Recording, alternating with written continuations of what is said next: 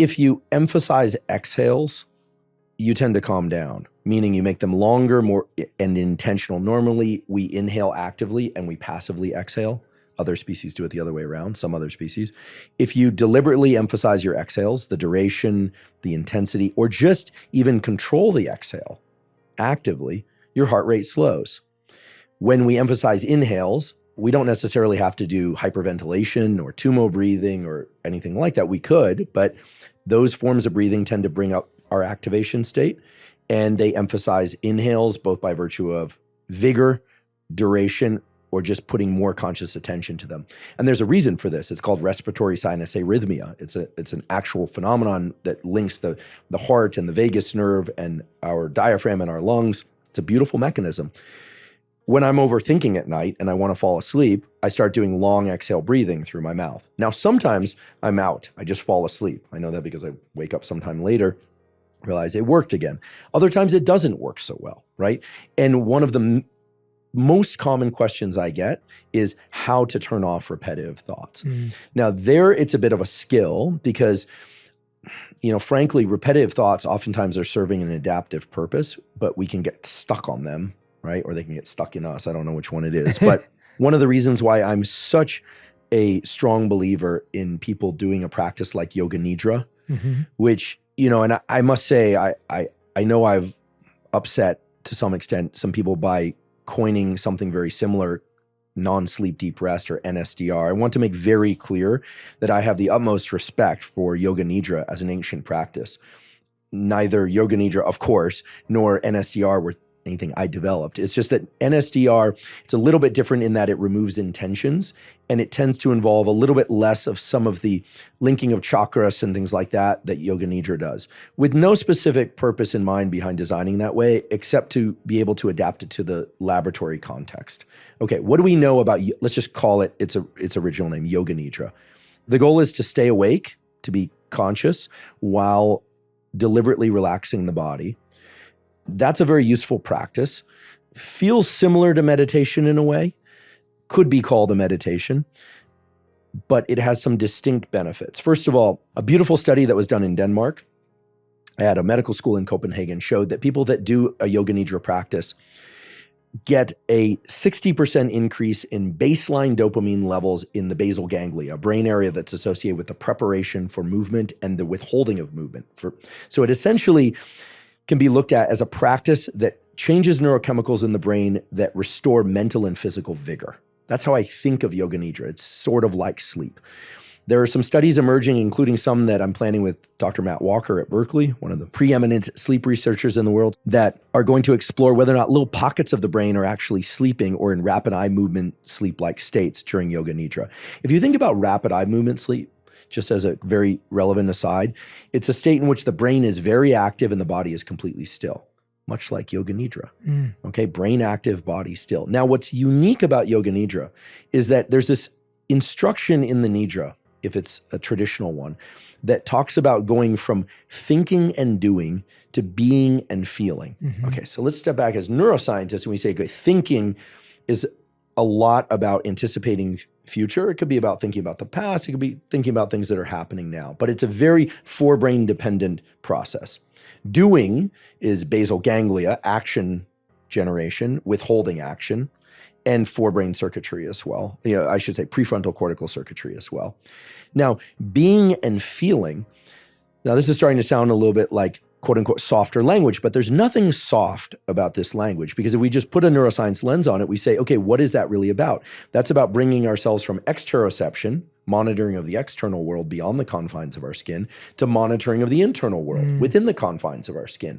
And there's something magical about shifting our perception to interoception, from our skin inward, in that it takes us out of thinking. Whereas when we're monitoring the external world, for reasons that are sort of logical but a little bit harder to articulate, then it's more about anticipating things, trying to figure out what goes with what's separate from what. The moment we get to the level of our skin and inward, we know what's what and what's separate from what. It's just us inward. It's sort of, there's one thing. Rarely do we think, oh, here's my brain and here's my leg. Now, Nidra then steps us through that. And so what it does is it brings all of our cognition into this interoceptive mode, and then boom, we are in this mode of being and feeling. So I don't think of being and feeling as turning off thinking. I think of it as bringing thinking to the level of our sensation, of our body. Yoga Nidra, I think, is perhaps the most powerful practice for learning how to turn off one's thoughts. And so when one steps back from the research literature and says, okay, what do we know for sure about Yoga Nidra and NSDR? We know that this can be done for 10 minutes, 20 minutes, 30 minutes, or an hour. We know that it can very reliably improve levels of wakefulness, cognition, and vigor post-Nidra. We know that it restores dopamine levels to a marked extent in the basal ganglia. We know that the brain goes into little pockets of sleep-like states. This needs to be explored further. And we know that it mimics rapid eye movement sleep. And we know that people who do it find it easier to make themselves fall back asleep should they need to. And they develop much stronger powers of autonomic regulation, their ability to take themselves out of stress if they need to. I mean, if ever there was a powerful practice, Yoga Nidra is that practice. And so when I step back from the landscape of practices that can help us turn off thinking or et cetera, this is probably a good time to just, mention that, meditation I view as an exploration of one's own consciousness. I also view it as a perceptual exercise, shifting one's perception to a particular location as opposed to just wherever the mind may take it. Put simply. I mean, it's far more profound than that, as you know, and as many know. But meditation has been shown to reduce stress, improve focus, improve memory. I'm thinking mainly of the studies by Wendy Suzuki's lab at NYU. I'm thinking of the studies that were done out of the University of Wisconsin that are talked about in Altered States, which is a wonderful book, and the work that you've talked about in your books. When I think about Yoga Nidra, non-sleep deep rest, it's really about restoring mental and physical vigor and getting better at regulating one's own autonomic internal kind of hinge, going back and forth between sympathetic and parasympathetic, that, kind of fight or flight and rest and digest, alert and calm, learning how to adjust that in a conscious way. And then when I think of practices like breath work, well, it depends on the breath work. And then we can simplify it by saying when inhales are more vigorous and made longer deliberately than exhales, heart rate goes up, alertness goes up. When exhales are made longer and more vigorous and done deliberately, well, then heart rate tends to go down and we tend to shift more towards a state of calm. And then, of course, there's hypnosis. And hypnosis to me is self-hypnosis, which is a clinical tool that David Spiegel and others around the world, but mainly David Spiegel and his father, popularized within the formal field of psychiatry. And hypnosis is a combination of alertness and calm that we know lends itself to neuroplasticity. What is hypnosis really for? It's not meditation. It's not to calm down. It's to solve a specific problem, to quit smoking, to learn how to regulate pain, to any number of different things that hypnosis has been shown in peer-reviewed studies to do.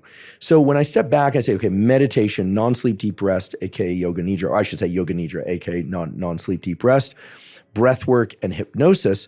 Well, now we have a kit of tools that are available to us to kind of adjust our internal state. And any one of those could be used to turn off thinking.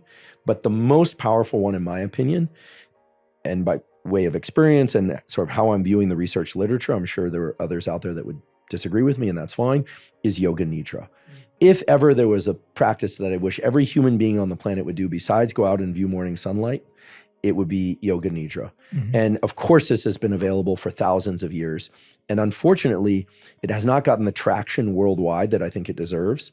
And especially at this time in human history when the world seems so tense with friction of all sorts of kinds, but also internal friction for people, I think it's just, it's something that I really want to shine a light on as a tremendously beneficial tool for turning off thoughts when it's necessary, and for accessing, some people call these atypical states, but most people go from sleep to waking and sleep to waking without really an exploration of what those different states are like. So in any event, forgive me for being long-winded. Not at all. But those are the tools that when I step back and I say, where is there great neuroscience and physiology to support their use?